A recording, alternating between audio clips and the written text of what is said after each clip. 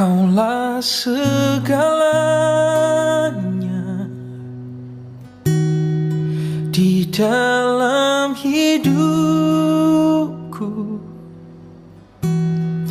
Kerajaanmu, kebenaranmu, itu bagianku. Kaulah yang ku pandang.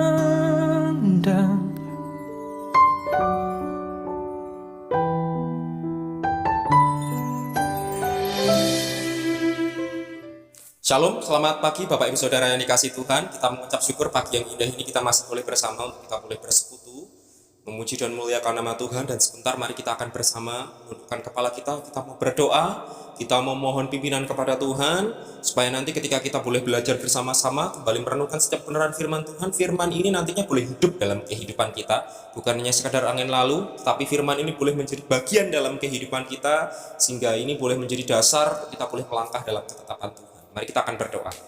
Segala puji sembah dan syukur kami naikkan kepadamu Tuhan. Kami sungguh mengucap syukur untuk setiap keberadaan kami, untuk setiap berkat nikmat yang boleh Tuhan beri dalam kehidupan kami. Sehingga kesempatan pagi hari ini Tuhan, walaupun masih dalam situasi ibadah daring, kami bersyukur kami masih boleh mengabdikan hati kami, mengabdikan diri kami untuk melayani Tuhan lebih lagi.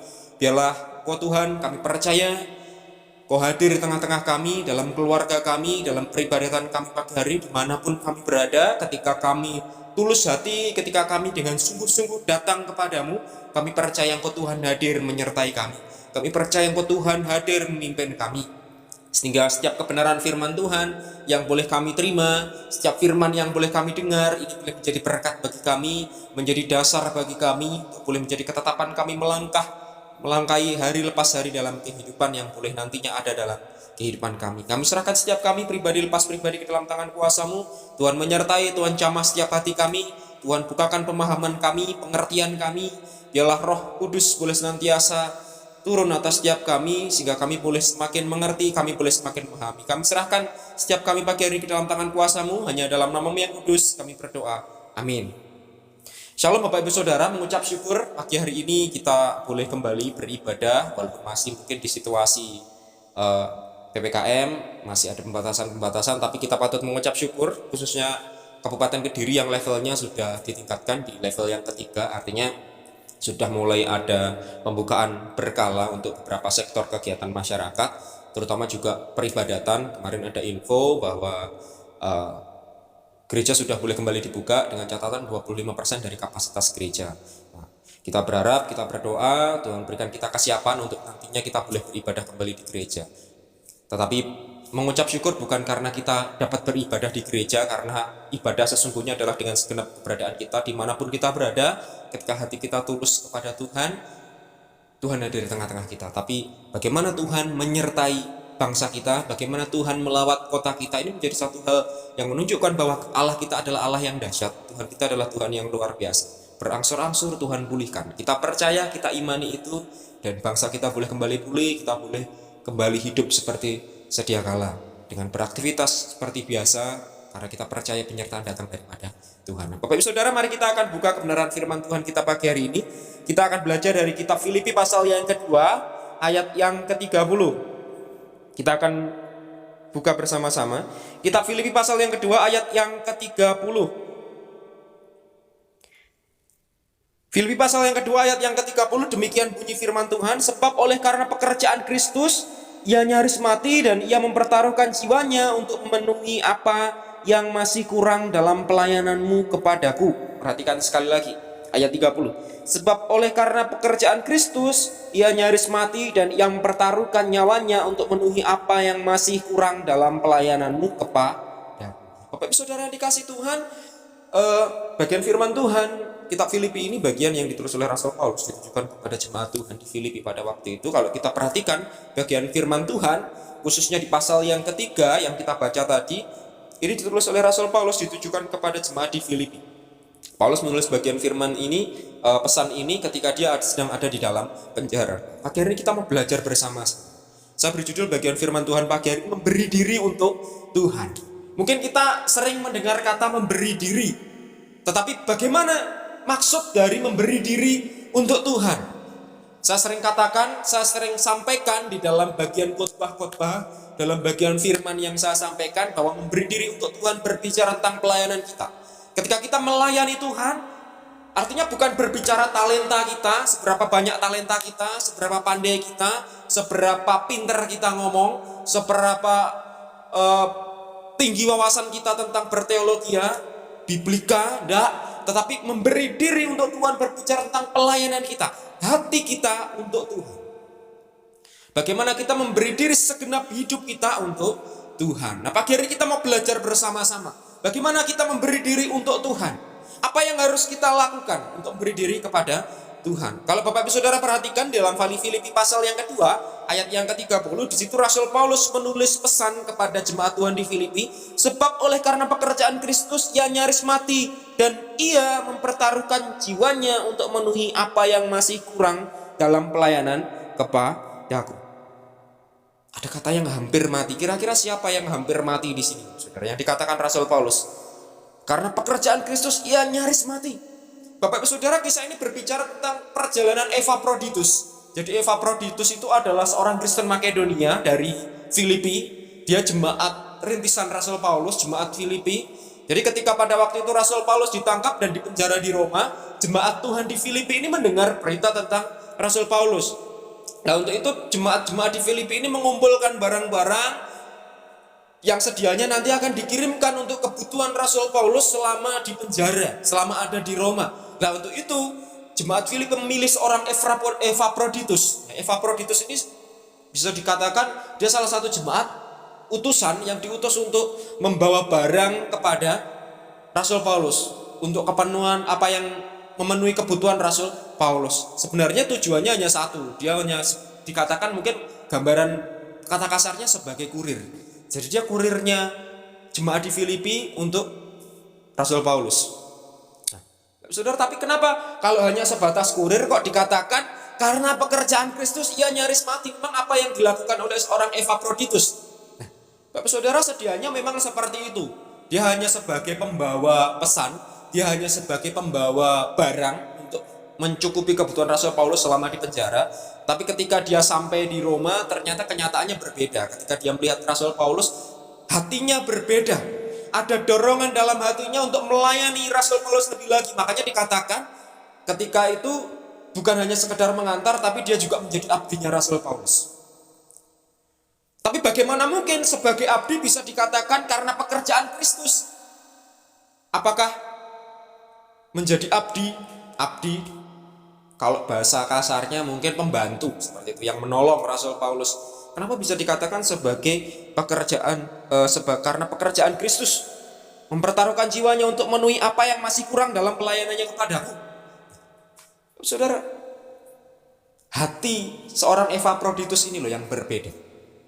Bahkan dikatakan dia hampir mati. Mungkin banyak orang berpikir biasa. Mungkin kalau sekarang biasa ya, dari perjalanan dari Filipi ke Roma bisa pelayaran lewat jalur darat, naik ini kendaraan. Tapi pada waktu itu berbeda. Kondisi pada waktu itu berbeda. Perjalanan dari kota Filipi menuju ke Roma, Italia pada waktu itu dipenuhi dengan situasi yang tidak enak, dipenuhi dengan situasi yang berat.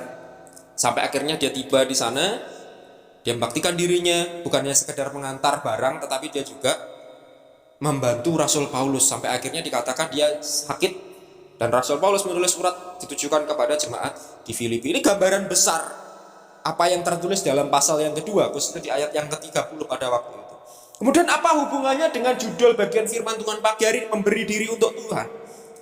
Bapak Ibu Saudara yang dikasih Tuhan, seringkali kita mendengar berbagai kisah baik yang tercatat maupun tidak tercatat di Alkitab tentang tokoh-tokoh yang rela mengorbankan dirinya, mengesampingkan kepentingan pribadinya, mengesampingkan kepentingan dirinya secara khusus untuk melakukan satu tindakan demi untuk kepentingan orang lain, demi untuk kepentingan bersama. Kita bisa melihat ada contoh seorang Musa, dia yang rela menanggalkan segala sesuatunya, membawa bangsa Israel keluar dari tanah perjanjian. Walaupun dia harus menghadapi situasi yang tidak mudah. Masih banyak tokoh-tokoh yang lainnya yang dipakai, baik itu yang tercatat maupun yang tidak tercatat. Bahkan ketika yang melakukannya tidak ada seorang pun yang mengingat namanya. Ini pun juga banyak. Tidak ada orang yang mengingat namanya ataupun berterima kasih kepada dia atas segala apa yang dia kerjakan. Bapak saudara, tindakan pengorbanan diri yang sulit dijelaskan ini menolong kita untuk memahami alasan mengapa Alkitab menyatakan kepada kita bahwa ada sejenis kasih yang jauh lebih berharga daripada pengetahuan dan iman. Kasih seperti apa yang jauh lebih berharga daripada pengetahuan dan iman yang terhebat sekalipun? Kira-kira kasih seperti apa, Bapak? Kasih ini loh yang akan kita pelajari pada kesempatan pagi ini, yaitu kasih yang rela untuk berkorban. Bapak saudara bisa perhatikan dari 1 Korintus pasal 13 ayat 1 sampai yang ketiga. Kita akan buka bersama-sama. 1 Korintus pasal yang ke-13. 1 Korintus pasal 13 ayat yang pertama sampai yang ketiga.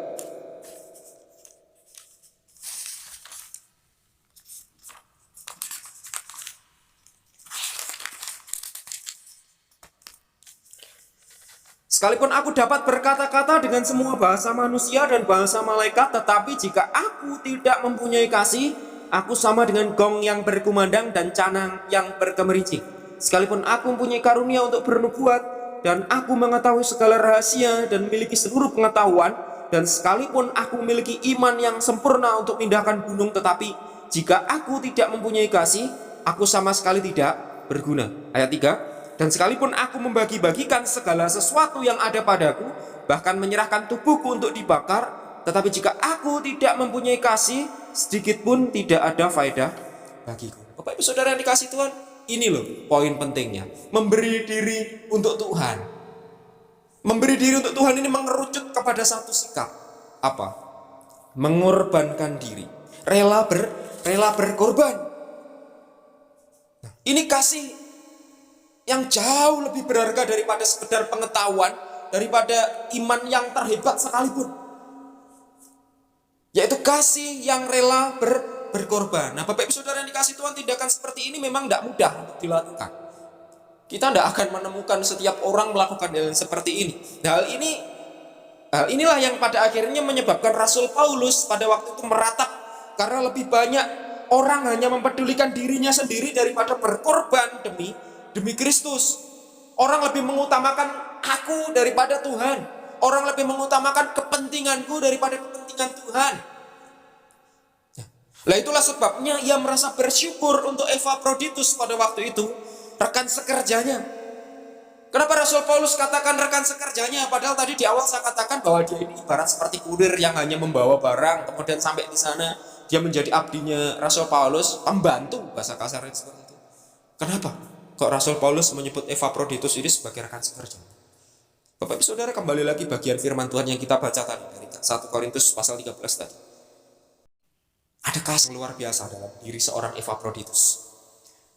Kasih yang rela berkorban, tidak mementingkan kepentingan dirinya sendiri. Mungkin kalau dia mementingkan kepentingan dirinya sendiri, sudah sampai di Roma, menyerahkan barangnya, ya sudah, aku tak pulang, tugasku cuma ini. Tapi enggak. Ketika dia melihat Rasul Paulus seperti itu, ada kegerakan dalam dirinya, ada dorongan dalam hatinya untuk melakukan, melayani lebih lagi. Nah, ini yang namanya dorongan kasih. Dorongan kasih itu yang ada dari dalam diri kita.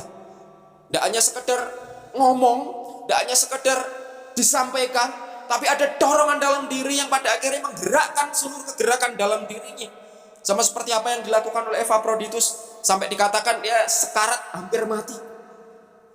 Karena apa-apa yang dia kerjakan, apa yang dia lakukan. Makanya Rasul Paulus katakan rekan sekerjanya yang nyaris mati dan mempertaruhkan jiwanya. Kalau Bapak Ibu Saudara perhatikan di ayat yang ke-30, tadi dikatakan sebab oleh karena pekerjaan Kristus ia nyaris mati, dan ia, ya di sini Epafroditus, mempertaruhkan jiwanya. Ia mempertaruhkan jiwanya untuk memenuhi apa yang masih kurang dalam pelayananmu kepadaku. Bapak Saudara, kata yang dipakai untuk pengorbanan rela berkorban di sini adalah paraholeusammenos. Paraholeusammenos artinya mempertaruhkan jiwa raganya. Kalau sudah berbicara mempertaruhkan jiwa raga, berarti mempertaruhkan dirinya. Dia siap mati, dia rela mati. Bapak Saudara, bahkan bagian firman Tuhan pun katakan tidak ada kasih yang lebih besar daripada kasih yang rela berkorban. rela korban. Saudara, demi melayani orang lain. Ini loh poin penting dari bagian firman Tuhan pagi hari. Memberi diri, berbicara mengerucut dalam satu hal, yaitu rela berkorban. Bapak Ibu Saudara, jika kita berpikir bahwa kita tidak akan dapat mempertaruhkan hidup kita untuk orang lain, Epafroditus menunjukkan kepada kita langkah pertama dengan teladannya yang rela berkorban. Dia rela berkorban, dia rela mengorbankan dirinya, dia rela mengorbankan kepentingannya karena dorongan kasih dalam dirinya. Nah, tindakan seperti ini adalah tindakan yang luar biasa dan bukan berasal dari diri kita sendiri. Kalau tidak dorongan kasih dari dalam, saya yakin Epafroditus tidak akan mau melakukan itu, karena secara logika tugasnya hanya mengantarkan barang.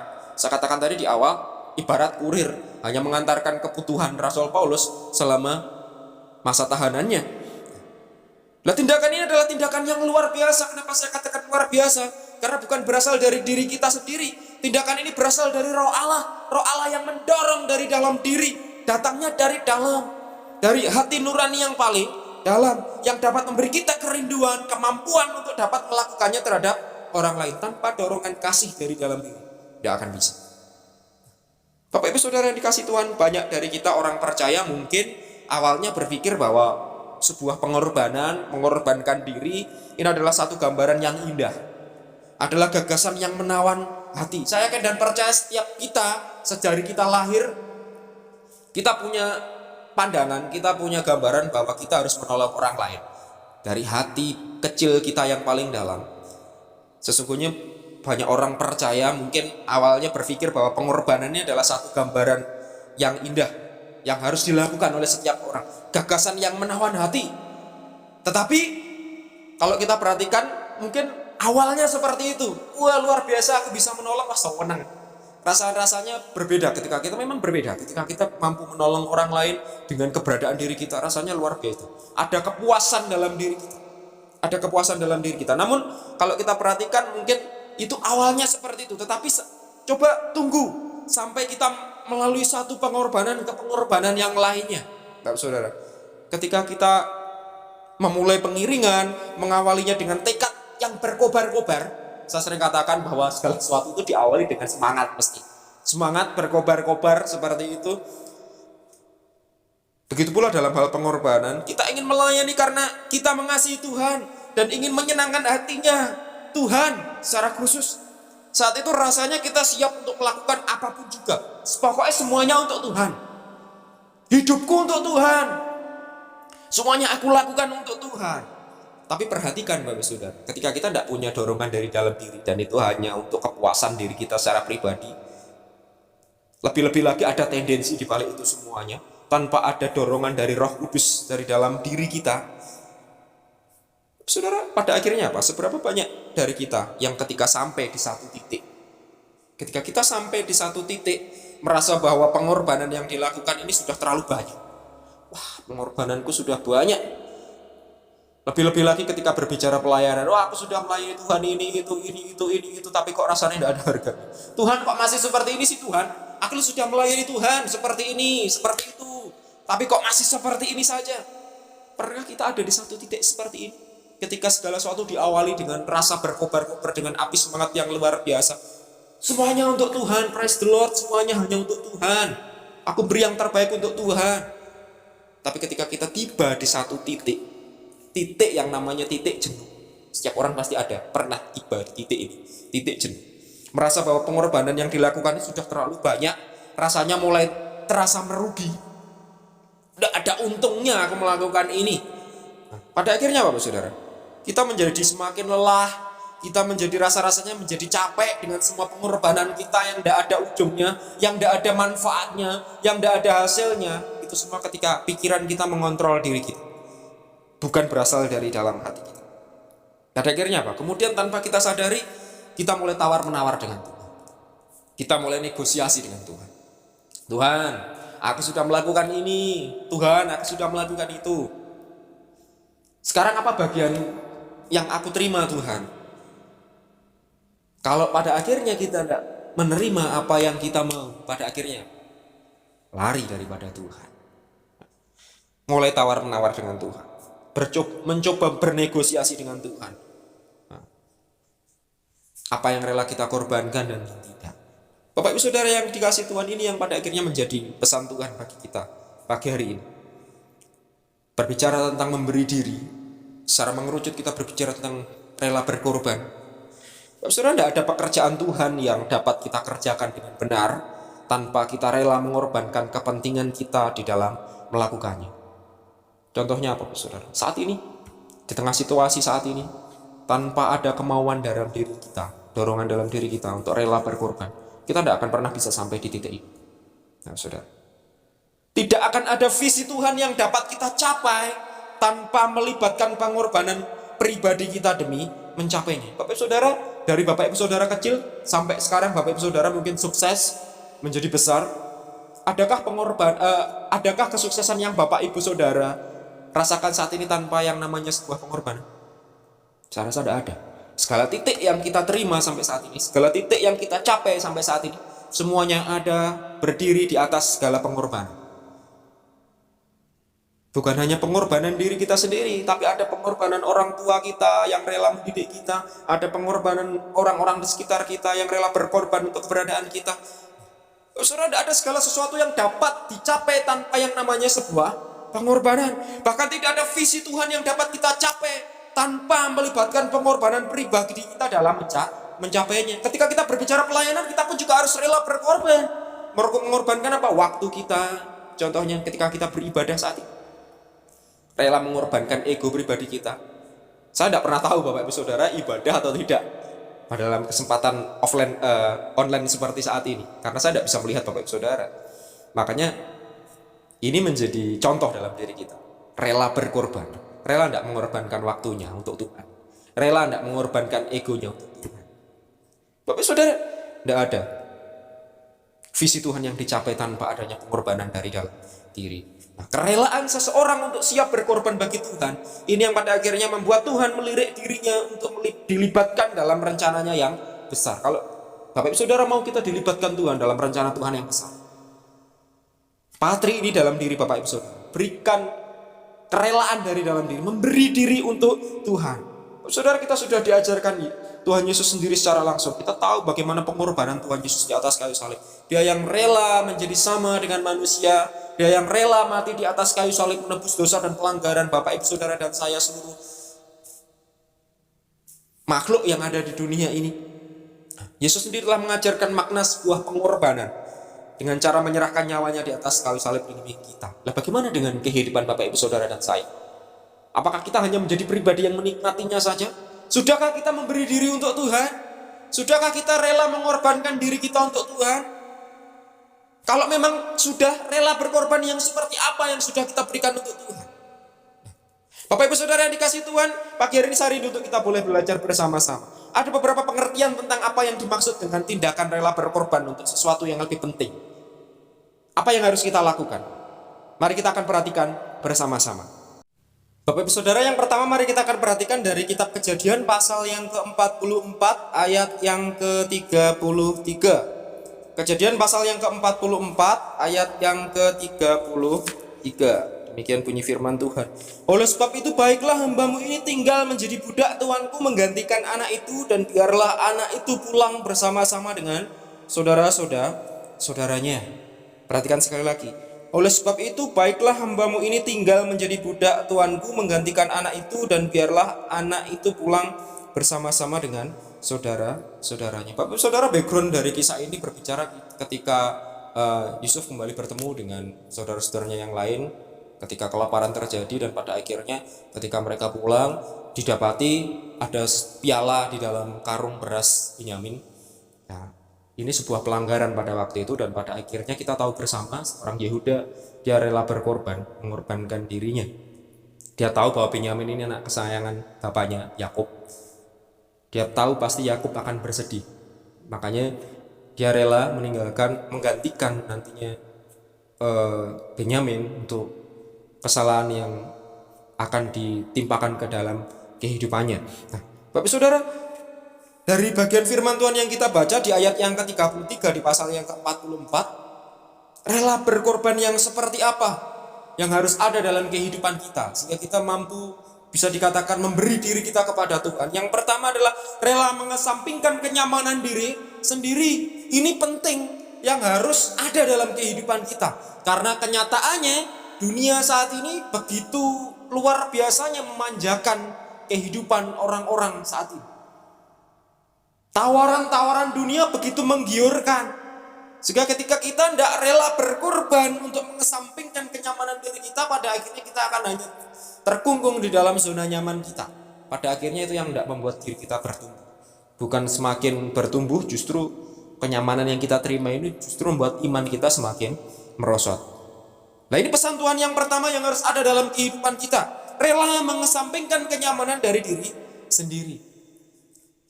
Bapak Ibu Saudara yang dikasihi Tuhan, pengorbanan adalah tindakan untuk memilih untuk tidak melakukan sesuatu yang baik demi melakukan sesuatu yang lebih baik. Kenapa saya katakan bahwa pengorbanan itu adalah memilih untuk tidak melakukan sesuatu yang baik demi melakukan sesuatu yang lebih baik? Kenapa kok tidak melakukan yang baik demi yang tidak baik?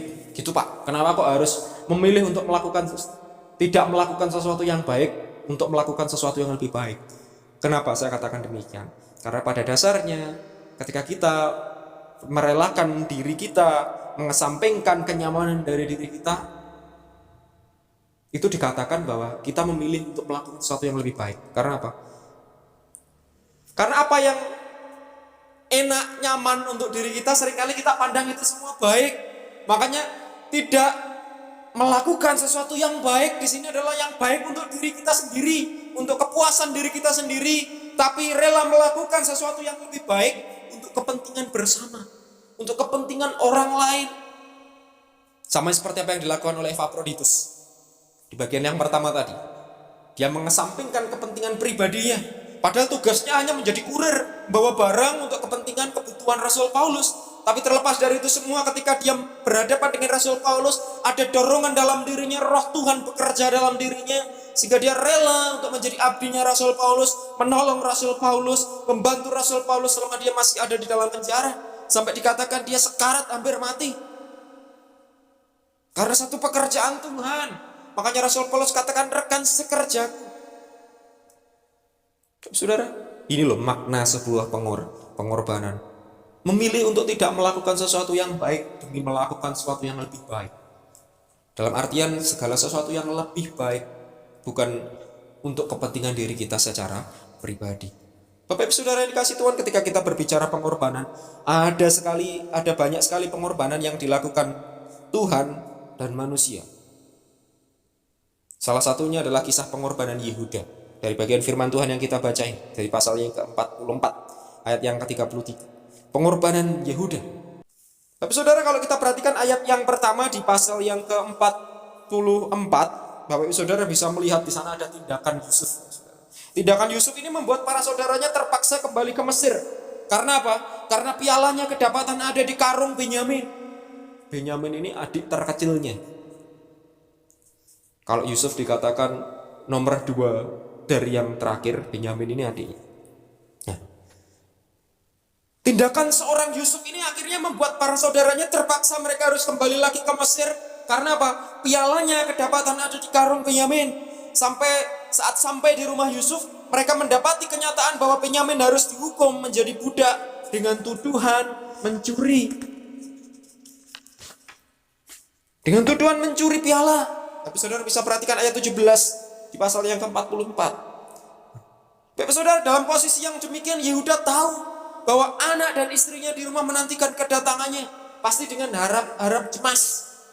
Kita tahu kelaparan yang terjadi pada waktu itu. Namun ia memilih mengorbankan dirinya untuk menggantikan posisi adiknya, karena tahu bahwa Benyamin sangat berharga bagi Yakub, bapaknya. Dia menyadari bahwa Yakub bisa saja mati karena kesedihan yang dialami. Ayat 31, Bapak Saudara bisa perhatikan di sana. Kalau Benyamin tidak pulang, sehingga ia mengorbankan perasaan dan tubuhnya untuk menjadi budak. Dia rela menggantikan adiknya atas tindakan Yusuf. Saudara, ini menjadi gambaran pengorbanan. Bahwa pengorbanan, makanya tadi di awal saya katakan bahwa pengorbanan itu berarti rela tidak melakukan sesuatu yang baik demi untuk melakukan yang lebih baik. Kenapa kok saya tidak katakan rela tidak melakukan yang tidak baik demi melakukan yang baik? Kenapa kok saya lebih suka mengatakan rela tidak melakukan yang baik demi melakukan sesuatu yang lebih baik? Karena pada dasarnya ketika kita melepaskan, menanggalkan ego pribadi kita, itu sesuatu yang kita anggap baik loh dalam diri kita, benar? Sesuatu yang kita anggap enak, sesuatu yang kita anggap nyaman, itu yang baik menurut kita, benar? Itu yang harus kita tanggalkan ketika kita berbicara tentang rela berkorban.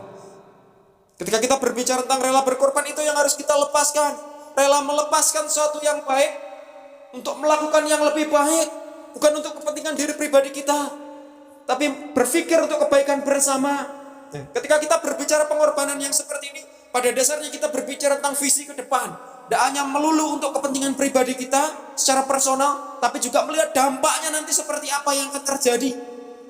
Makanya rela mengesampingkan kenyamanan diri sendiri. Mungkin secara gampangnya keluar dari zona nyaman kita. Seperti itu yang harus kita lakukan. Poin pertama yang harus ada dalam diri kita. Baru kita bisa disebut memberi diri untuk Tuhan. Memberi diri untuk Tuhan seperti yang saya awal katakan, bukan hanya berbicara talenta, aku pintar main ini, aku bisa melakukan ini, aku bisa berdoa, bisa ini. Itu semua bonusnya Tuhan untuk melayani Tuhan. Tapi memberi diri adalah kesiapan kita, kerelaan hati kita untuk datang kepada Tuhan dengan sungguh-sungguh. Contoh nyata adalah kondisi kita saat ini, seperti yang saya katakan tadi. Saya mungkin tidak bisa tahu kondisi Bapak Ibu Saudara di rumah seperti apa, apakah ibadah atau tidak, atau seperti apa pola ibadah Bapak Ibu Saudara, tapi Tuhan kita tahu. Nah, ini berbicara pengorbanan diri, ini berbicara kerelaan hati. Mau tidak kita berkorban waktu untuk Tuhan? Mau tidak kita berkorban menyisihkan diri kita, waktu kita untuk beri yang terbaik untuk Tuhan? Masuk juga ke poin yang pertama, rela mengesampingkan kenyamanan diri sendiri. Dalam situasi yang sepertinya yang paling nyaman apa? Tidak usah ibadah pun ya tidak apa-apa, tidak ketahuan, Pak Pendetanya tidak tahu, tapi kita punya Tuhan yang tahu. Atau kalau ada, ibadah kayak gini tidak apa-apa, tidak usah mempersiapkan dengan baik, pokoknya ngerungokne firman Pak Pendeta lah ya sudah. Saudara, hati-hati ketika kita datang kepada Tuhan. Tadi berbicara apa? Kerelaan berbicara kesungguhan hati, berarti memberi diri. Artinya kalau kita hanya sembrono, wes apa yang penting ngrungokne khotbah Pak Pendeta, artinya kita tidak beri diri dengan rela hati. Hati-hati. Terus pakai kaos biasa, enggak usah mandi wes dengar nih, buka YouTube langsung seperti ini, koloran enggak apa-apa sambil tiduran. Saudara, makanya di panduan ibadah yang saya berikan bersamaan dengan podcast audio bagi Bapak Ibu Saudara yang mungkin kesulitan untuk buka YouTube karena mungkin kuotanya terlalu besar dan mungkin ada video YouTube di situ. Di buku panduan itu saya tulis bahwa jangan di kamar. Cari satu ruangan yang tepat, ruang tamu, berkumpul bersama dengan keluarga. Mari kita menghargai Tuhan, datang kepada Tuhan dengan kesungguhan hati. Walaupun mungkin saya tidak bisa melihat Bapak Ibu Saudara pola ibadah seperti apa, tapi mari kita datang dengan sungguh-sungguh. Ingat Bapak Ibu Saudara, bisa ada sampai saat ini semua karena Tuhan, semua karena pimpinan penyertaan Tuhan. Kita boleh menikmati segala apa yang ada saat ini semua karena Tuhan. Di tengah situasi yang berat yang dihadapi dunia, yang dihadapi bangsa kita, kota kita, bahkan mungkin keluarga kita saat ini, kita masih boleh bercengkrama dengan keluarga kita, semua karena Tuhan. Di balik segala kesulitan yang kita alami, tidak bisa ibadah di gereja, pagi hari ini kita masih bisa berkumpul dengan keluarga, itu semua karena Tuhan. Mungkin kalau tidak ada situasi seperti ini, mungkin jarang sekali loh kita bisa berkumpul, bercengkrama dengan keluarga, saling mendoakan satu dengan yang lain. Paling ketemunya berdoa bersama ya di gereja. Nah, walaupun tidak menutup kemungkinan ada keluarga-keluarga yang sudah terbiasa membangun misbah keluarga, datang berkumpul dengan anak istri, berdoa bersama, merenungkan firman bersama, itu baik. Tapi mari kita menyikapi segala sesuatu. Berbicara tentang pengorbanan kerelaan hati, berbicara dengan bagaimana kita memberi diri untuk Tuhan.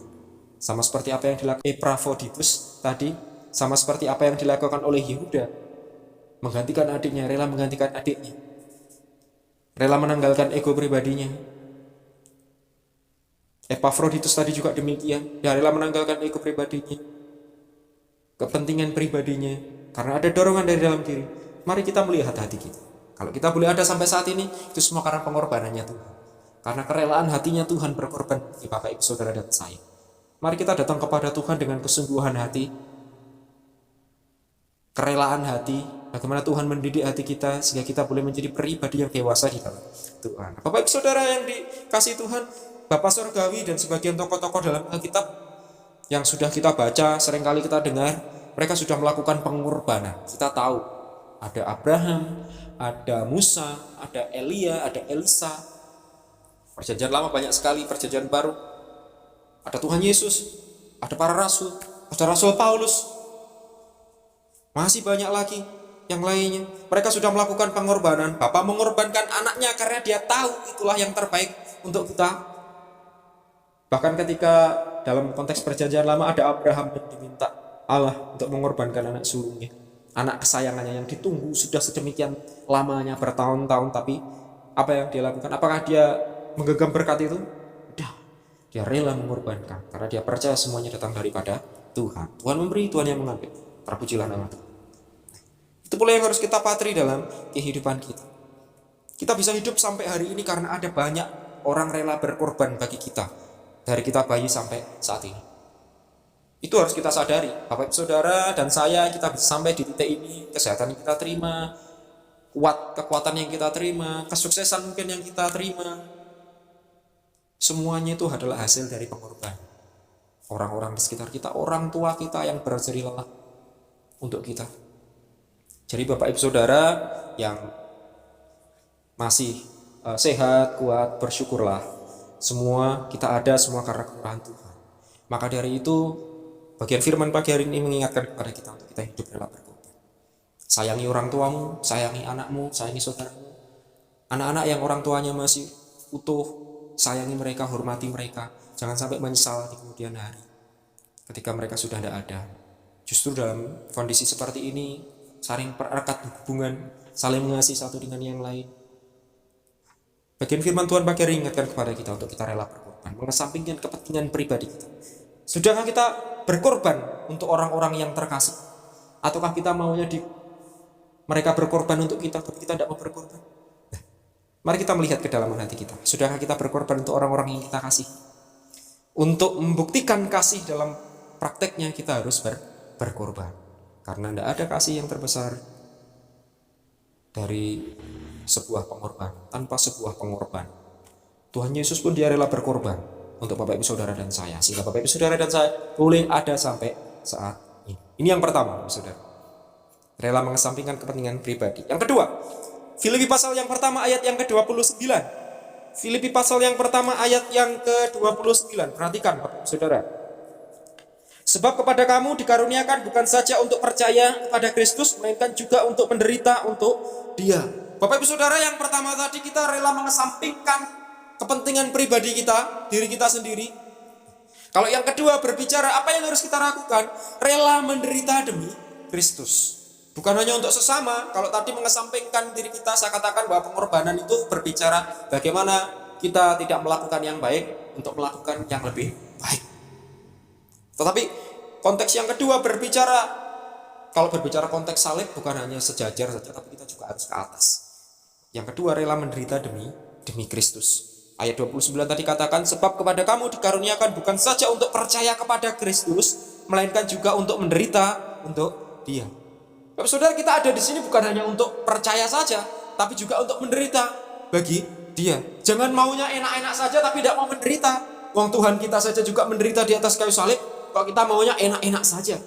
Nah, makanya ada konteks rela berkorban, kerelaan hati. Bapak Ibu Saudara yang dikasih Tuhan, jika seorang ingin percaya kepada Yesus, apa yang harus dia lakukan? Kira-kira ketika seseorang ingin percaya kepada Tuhan Yesus, apa yang harus dia lakukan? Saya yakin dan percaya kita semua akan berkata bahwa untuk menjadi seorang pemercaya Kristus, orang itu hanya perlu percaya, hanya perlu membukakan hati, menerima Yesus sebagai Tuhan dan Juru Selamatnya.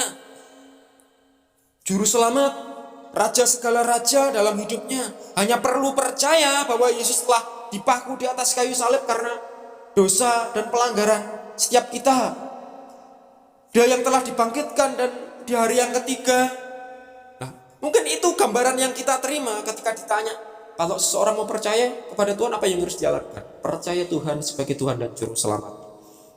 Nah, itu mungkin kalau hanya berhenti sampai di situ ya pertanyaannya. Tapi kehidupan kita sebagai orang percaya tidak berhenti sampai di atas kata percaya saja. Tapi ketika kita berjalan lagi, melangkah lebih jauh lagi, ketika datang lagi satu pertanyaan lagi selanjutnya, apa yang harus dilakukan untuk menjadi seorang pengikut Kristus? Karena sebagai anak-anak Tuhan kita dituntut bukan hanya sekedar percaya, tapi kita juga sebagai pengikut Kristus. Apa yang harus dilakukan untuk menjadi seorang pengikut Kristus? Apa yang harus kita jawab? Pasti jawabannya adalah, apakah orang itu siap untuk membayar harga? Karena mengikut Tuhan perlu bayar harga. Dimulai dengan membiasakan diri dalam membangun hubungan dengan Tuhan, lewat doa, lewat persekutuan, lewat pujian, lewat kehidupan firman, persekutuan dengan orang-orang percaya. Mungkin jawabannya seperti itu. Tapi ketika pertanyaan semakin meningkat lagi, karena semakin kita mengenal Tuhan, kedewasaan kita juga seharusnya semakin meningkat. Ketika tadi pertama ditanya syaratnya menjadi orang percaya, harus percaya Tuhan sebagai Tuhan dan Juru Selamatnya. Yang kedua, ketika ditanya bagaimana syaratnya, apa yang harus dilakukan untuk menjadi seorang pengikut Kristus, harus bayar harga, mau bayar harga. Kemudian ketika kita sudah ada di level berikutnya, mungkin ada pertanyaan yang semakin meningkat, apa yang harus dilakukan untuk seorang bisa melayani Tuhan? Kira-kira apa jawabannya, Mas? Ketika seorang bertanya, untuk seseorang bisa melayani Tuhan, bagaimana caranya untuk seseorang bisa melayani Tuhan? Apakah ia rela menderita untuk Kristus? Ini pertanyaan terbesar yang harus dijawab. Apakah orang tersebut rela menderita untuk Kristus? Artinya, siapkah ia rela mengorbankan banyak hal dalam hidupnya demi melakukan kehendak Tuhan di dalam pengiringannya? Bapak Ibu Saudara yang dikasihi Tuhan, Rasul Paulus dengan jelas menyatakan persyaratan untuk menjadi seorang percaya, menjadi seorang Kristen, selain dari percaya pada Kristus, adalah untuk turut menderita demi Dia. Berbicara harga, membayar harga tadi, seorang juga harus rela menderita untuk Kristus. Pertanyaannya sekarang, sudah siapkah Bapak Ibu Saudara dan saya menderita untuk Kristus? Ini mungkin pertanyaan biasa, Saudara. Tapi jawaban ini menentukan posisi kita saat ini, keberadaan kita saat ini, level kita saat ini. Bapak Ibu Saudara dan saya bisa menjawab itu sendiri, karena Bapak Ibu Saudara yang tahu kedalaman hati kita. Nah, mari Bapak Ibu Saudara yang dikasihi Tuhan, mungkin kita selalu mengira bahwa adalah cukup untuk sekedar menjadi pemercaya yang baik. Menjadi orang Kristen cukup percaya, minggu ning gereja, doa, firman, persembahan, sudah selesai. Mungkin tidak sedikit orang yang punya pikiran demikian. Tapi ternyata untuk mengiring, bahkan melayani Tuhan dengan segenap diri kita, menggenapi visi Tuhan, tidaklah cukup untuk hanya sekedar percaya saja. Tidak cukup hanya stop, berhenti di kata percaya. Tapi kita harus rela berkorban, bahkan menderita demi Kristus. Percaya dan rela berkorban itu beriringan. Tidak bisa berjalan sendiri-sendiri, beriringan, saling berkaitan satu dengan yang lain. Kalau kita percaya berarti kita harus siap bayar harga. Kalau kita siap bayar harga berarti kita harus siap menderita bagi Tuhan. Bapak Ibu Saudara dikasih Tuhan, oleh bagian firman Tuhan pagi hari ini berbicara tentang bagaimana kita memberi diri untuk Tuhan. Ada di titik mana kita saat ini? Mari kita lihat ke dalam hati kita. Sudahkah kita rela memberi diri untuk Tuhan, memberi yang terbaik untuk Tuhan, merelakan diri kita dipakai Tuhan lebih lagi? Patri firman ini dalam hati kita, jadikan ini perenungan dalam diri kita untuk melihat keberadaan kita, posisi kita saat ini. Lakukan yang terbaik untuk Tuhan, memberi diri untuk Tuhan, sehingga nama Tuhan boleh terus dimuliakan dalam kehidupan kita. Amin. Mari kita akan berdoa. Bapak Surgawi, kami mengucap syukur untuk setiap berkat yang boleh kami terima. Ialah firman yang boleh kami terima ini boleh menjadi berkat dalam kehidupan kami. Tuhan, sucikan hati kami, sehingga firman ini boleh masuk ke dalam relung hati kami yang paling dalam, sehingga boleh terus bertumbuh, menjadikan pribadi kami semakin serupa dengan Engkau, menjadi pribadi yang rela memberi diri untuk Tuhan, rela Tuhan pakai menjadi lebih baik lagi. Kami serahkan pribadi lepas pribadi setiap umat-Mu. Tuhan, berkati mereka dalam segala pergumulan mereka, dalam segala apa yang mereka doakan. Kami serahkan gereja Tuhan di tempat ini, segala apa yang didoakan pergumulan gereja Tuhan di tempat ini. Kami percaya di tengah segala situasi yang ada saat ini, Kau Tuhan turut campur tangan, Kau Tuhan boleh menyertai kami, sehingga kami boleh memberi diri kami sesungguhnya hanya untuk Tuhan saja. Kami serahkan firman-Mu pagi hari ini Tuhan. Biarlah berkat firman Tuhan, penyertaan, kasih karunia yang daripada Tuhan boleh senantiasa turun atas setiap kami. Kami serahkan firman-Mu hanya dalam nama yang kudus. Haleluya. Amin. Amin. Selamat pagi. Tuhan Yesus berkati kita sekalian. Sebab Tuhan melindungi, Tuhan menyinari dengan wajah-Nya, memberi kasih karunia, damai sejahtera. Tuhan Yesus Yesus berkata,